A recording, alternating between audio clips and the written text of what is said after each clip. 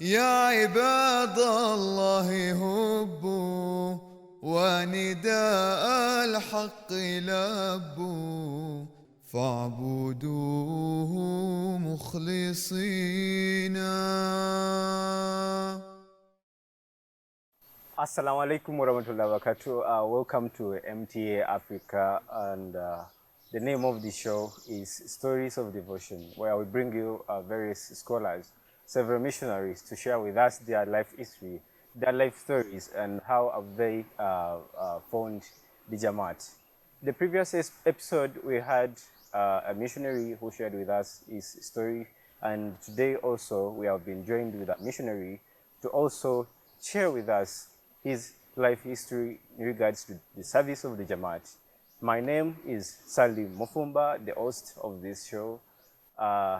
Yes, today we have Sheikh Mbeeko, a missionary from Uganda, and he's also going to share with us his experience today. Yes, Sheikh, assalamu alaikum wa rahmatullahi wa barakatuh. Wa alaikum salam wa rahmatullahi wa barakatuh. You're welcome to this show. Thank you very much. We would like you to tell us about yourself and our viewers who are watching this show. Yeah, our viewers of MTA Africa, assalamu alaikum wa rahmatullahi wa barakatuh. I'm called Sheikh Mbeeko, one of the missionaries in Uganda, and working as a regional missionary now in one of the regions, which is Bujiri, in the eastern side of the country. Yes. So there is where I'm now serving as a regional missionary. Yeah, it's like that. Alhamdulillah, mashallah. Yeah. Yes, Sheikh serves as a missionary, and as a human being, we know that we all have families. Yeah. We all have backgrounds, and Yes. would like to share with us about your family background. Yeah, thank you very much. My family background is very, very clear. It is a family of a man who is now the late. He was a Sunni Muslim, actually before I was born. So I was born when the man is already in the Jamaat. So I can call myself a born Ahmadi now. So it is found in, again, the eastern side of the country, which is now Kamuli region, according to the Jamaat setting. Wait a bit. Your parents were Sunni, Yeah. and you found yourself a member of the Jamaat after your parents getting deceased. No. He entered the Jamaat before I was even born. Before you were born? Yes. They were already in the Jamaat? Yes. Okay. So I was born when the man and his family, they are members of the Jamaat. Okay. Yes. So that's all about your family background? Yeah. Sincerely, it is a family, it's a very big family, where the man had his 4 wives. And in that family, I cannot even remember my number according to the number According of to the kids. number of children in the family. Yeah. But actually, the man tried on us so much. Being a big number in that family, he was catering for of us very, very well. Eatings, education, and what was helping us a lot. Okay. Until he died a few years back. Now, here we are. Now you're just thriving as grown-ups. So as growing up, I know you went to school. Yeah. And in school, you had a lot that you acquired on different levels. Briefly, this could be a question that could be raised from one of my questionnaires here. Can you tell us about your level of the sexual education, and what were your dreams while in school? According to Uganda setting, we have primary section, senior section. Senior has 2 O and A level. There are levels? Yes. So for me, I ended the second level, which is ordinary level. This is O level. O level. I stopped from there. Yeah, I had a dream prior to this, becoming a missionary, I think. I say. My dream was to become a secondary teacher. I will think about that from a very small age, that if I study well, I hope You'd like to become a teacher. as teacher, a secondary teacher, not just a teacher, no, a secondary teacher. secondary So that teacher. was my dream. Yes. Yes. So you've entered the school, and your dream was to become a secondary teacher. This could be the question. This could be the next question that I could pose. Yeah. What is what inspired you to devote your life to the service of Islam, Ahmadiyya? Because I know you were born an Ahmadi, and after that level of education, you were already an Ahmadi. What could be that thing that inspired you to stay as an Ahmadi? Actually, join Islam, thank you Ahmadiyya? very much for that question. Yeah. Actually, my old man, may Allah show mercy, have mercy on him. He was a respected person on the land. He was at the sub-county headquarters for something like 20 years. He was a chief there for 20 years. Your father? My father.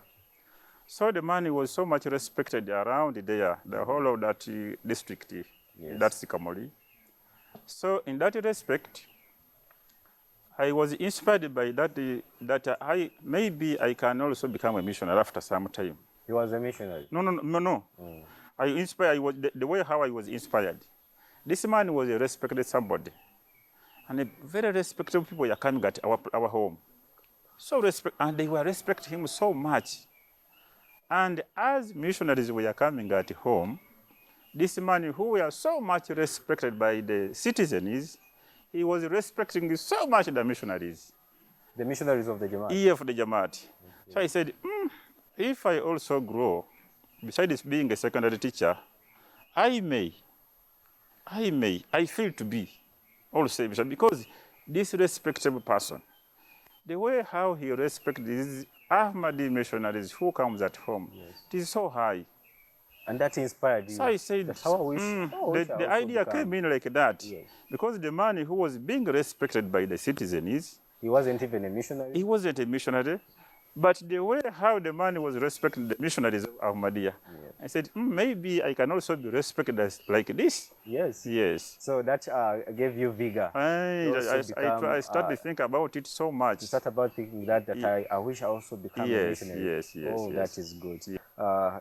How was your experience in Jamia during your missionary training as you joined the Jamia? There's something which is very interesting. Yeah. If somebody you are from the village, you are used to eating a lot of food. You see? Yeah, I understand. As we entered the Jamia, we found there are so many laws governing the Jamia. As somebody who is learning, you must follow the laws. And a new environment. Yes, you have to experience new changes. Yes, new changes. We are used to eating so much in the village, so much. We eat jackfruit, we eat food in abundance. So as I reached there, the first month was so hard. Well, in Jamia? Yes, because the number was big, the food was very small. But our principal told us, just be calm. This is your beginning. You will get used to everything happening here. I said, how? I eat very small. I say, food is finished. Yes. You see? Yeah, so the principal insisted, no, just be calm. Everything will be easy for you. I said, that's okay. After that month, actually, I saw what the principal was saying. Everything was so simple. The stomach, I think, normalized that atmosphere. So we started slowly by slowly moving on, and we got used to everything. But it was a very big challenge, because somebody is from there, he was eating very much, but now you have to minimize. To bear with the yes, in all ways you must bear with it. Yeah. So actually, after some time, we get used to everything, and life was so easy. Yeah. Life was so easy. Right, yes. I understand. Well, in Jamia, I know you got a lot of experience because this mostly appears when you come into a new environment. You have to embrace new changes. What could be that one experience that you encountered while in Jamia that you will never forget? Actually, in Jamia, where I started from, I just appeal to anybody who comes in Uganda that he tries to see that Rabua land where we are now taking, where our national jealousies are taking place. And that's where our class was. We entered there, it was a bit bushy. So as we went there, the district officials suspected that these are rebels. So they were visiting us several times. For us, we need to know what was happening. A moment. Yeah. As joining the Jamaat, you were born an Ahmadi. Yes. You came into the service. But joining Jamia, when did you join Jamia? That was in 1999. 1999, yes. Where did you start from? Because we all know that Jamia, we have Jamia to Bachelin Center where you first have your first level of Talbiyat, then you no, for us, for us, it was just a direct entry. That from home, they edit you from the headquarters, then they direct send you to where you will be starting from. And that was in Rabua land here in Uganda, where our class was. Okay. Yes. So by then, there was just deployment after going through, should we call it, which word can I use? Is it a scheming? No, it's not a scheming. They could just tell you that you're going to study from this place. They edit you from the headquarters. Okay. Then they tell you where you're going to study from, and they take you. That was the situation of that time. So I was telling you when we were there. Yes. The government officials suspected that we are rebels. So in that period, they were forced to take us all in prison. See. But what I cannot forget, as you asked me... By then, sending you there, how many were you? We were 36. 36.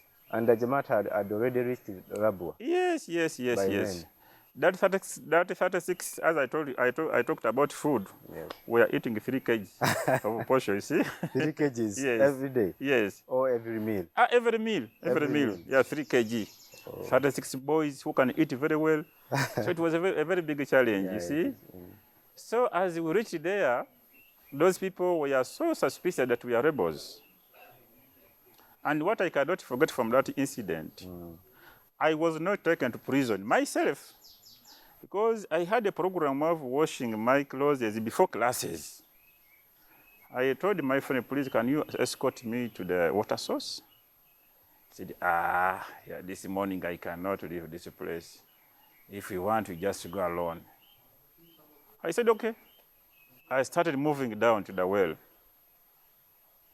So as I was moving down, I saw police officers, well armed.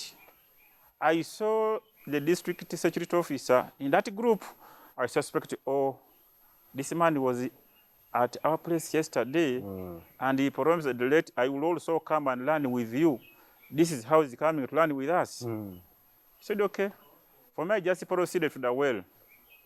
I didn't come back. So they surrounded the whole place.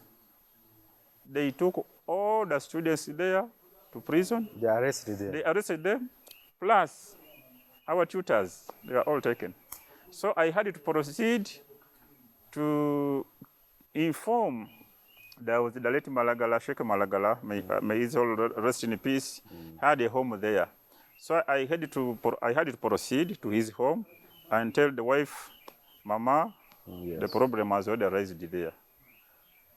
Policemen has reached there. They have arranged a very big. So for you, by chance, by Allah's chance, you survived. What I was taking, I cannot forget in that scenario.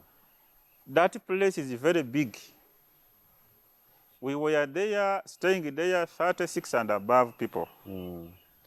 But those people who were taken to prison, I was not taken. But it was as if I was also taken to prison.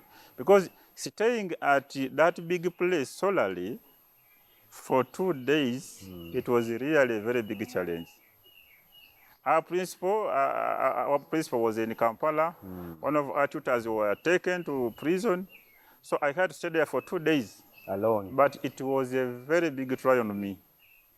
If somebody reaches there at a place which was being stayed to by around 36, 38 members, but you were there for 2 days, it was a very big problem to me. And I cannot forget that in my life. Okay. Yes. Okay, all right. Thank you, Sheikh. In that journey of becoming a missionary, that period of studying or learning to become a missionary, I know at the end you were recognized as a missionary, a full missionary. Yes.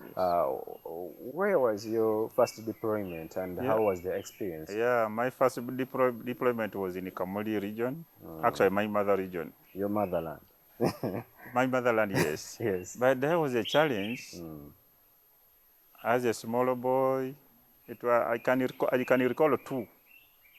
Two experiences. Immediately after I was deposited there, yes. One was about shelter.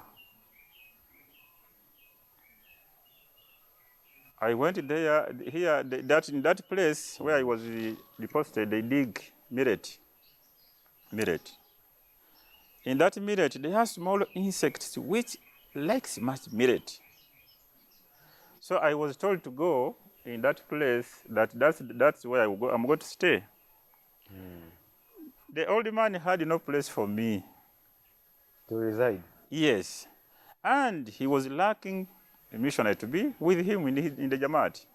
I understand. So he had to creating a space in a place where he was shipping that millet. And there's a papyrus mat which was there as my bed.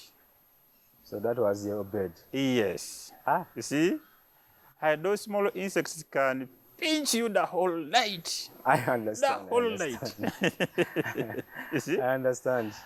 And the food was a very big problem. It was not easy to get food at that time.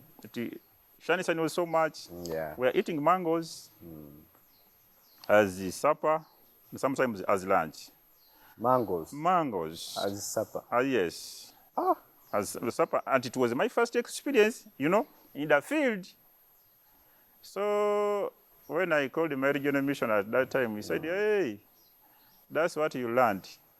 He said, okay. So you had to bear with that? I had to bear with the situation. And eventually I get used to the situation. And it was a very good work which was done in that place. Yes, yes. Right. Thank you, Sheikh. Now, let's think that you've fully entered the service. Yeah. You're now a missionary. You've been recognized as a missionary. You've started to serve as a full what? Missionary. As a full missionary. What could be the challenges that you've encountered in that field of being a missionary? Yeah, there are so many challenges, but as the Englishman say, there's no gain without pain. No gain without pain. Yes, no gain without pain. Yes. Through those stronger pains, smaller pains, as you stay on, actually you achieve. Yeah, I understand. In this life, we have seen so many things, which is so challenging, so challenging. Yes. You reach somewhere in the night, you are riding a bicycle, the bicycle gets broken.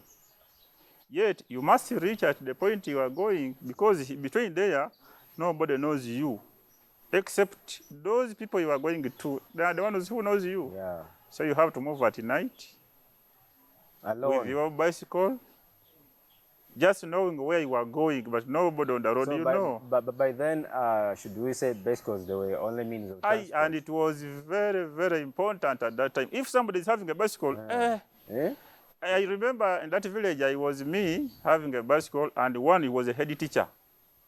And he was calling me, in our language, Mugaga Munangi, my fellow rich man in the village. The head teacher is having a new bicycle, and Jamaat Sheikh is also having a new bicycle. So it was the only means which was so good and easy for somebody to use. I understand. Yeah. Now, as a missionary, we know that the biggest role of missionary is to transform the Jamaat through moving tabligh to different areas of the country. Yes. As a missionary, how have you found this field of tabligh? Yeah, tabligh field has been good because there is an advantage of linking you to new friends. May they enter the Jamaat or not, you get the friends. And those friends, may they be members or not, or non-members, they can help you very, very much. Very, very much. Then on the other side, there are some challenges which we've been facing, but it has been lessons to us. Because those who were bitter enemies, after some 2-3 years, they become good friends of yours. I remember one man, we preached his boys, and he became a member of the Jamaat. And as he became a member of the Jamaat, the boy said, no, I have to expose my being an Ahmadi at my home. He organized a tabligh program at his home. That old man came, pointing in me and my Jamaat president, that today I'm going to cane you and your Jamaat president. And your Jamaat president, 88 strokes. The man plucked a branch of a tree, and he was very serious. Like seriously? Very, very serious. And we had it run. The man was running after us. He had it run after us for something like a half a kilometer. The program was dispersed like that. Then as we stayed in that home with that member of ours, we told the boy, you are the one to help us. Being a member of the Jamaat, try to be so close to that gentleman because he is your father. Be close to him than those non-members of ours. After like 1 year, that man was looking for me to apologize to me, you see? And I was transferred to another place. So he told that Jamaat president, please, I want to apologize to your sheikh. Can you get him for me? One day he was moving. He found me at my place where he was transferred. Very early in the morning. He told me, I told your chairman to call you that I can apologize to you. I said, Mzee, you have no problem. So you see, he became my friend, my close friend, though he himself did join the Jamaat. But he said, okay, you go on with your brother. I have no problem with the Jamaat. I apologize to you. I'm very sorry. All what I did, you see, something of that type. And I have experienced so many apologies from the opponents over different occasions of that kind. Why didn't you convince him to join the Jamaat? No, actually, he even died minus joining the Jamaat. Even died minus joining the Jamaat. But he was so bitter in the first, as I said. He did what he did, but he died when he's a very close friend of ours. Okay. A very close friend of ours. So in the tabligh field, it can join you to new friends, and it is tabligh which brings in new members. Well, Sheikh, thank you for that wonderful experience. Yes. As a missionary, we know you have encountered a lot. Yeah. In this journey, as a missionary, have you ever regretted of choosing to become a missionary? I remember that question was asked to me, to us, by the time we were still in Gambia. Because after those members came from the prison, yes, the Amir of that time, Al-Hajj Sulaiman Manjay was the Amir of that time. He gathered us there just from the prison. So I joined them because they came when I'm already there at home. Yeah. So he gathered us all. The gentleman said, now my younger kids, whoever feels to go back home, I'm going to Kampala, I can go with him. If you see that it's not easy for you to stay here, I'm going back to Kampala so I can go with you. So from a primary stage of being a missionary, we were very strong from that time. Okay. We said, Ami Sahib, we have passed this test. We can no longer go back home. And from then, I have never regretted at all. For choosing to become a missionary? At all, yes, Well, I can't. okay. I have never. Yes. Well, thank you, Sheikh, for that wonderful experience, and thank you for accepting our invitation to be with us today. The name of the show is Stories of Devotion. The host, Sally Mufumba, and today we have other missionary from Bujili region in Uganda. Thank you for watching us. Assalamu alaikum wa rahmatullahi wa barakatuh. يا عباد الله هبوا ونداء الحق لبوا فاعبدوه مخلصين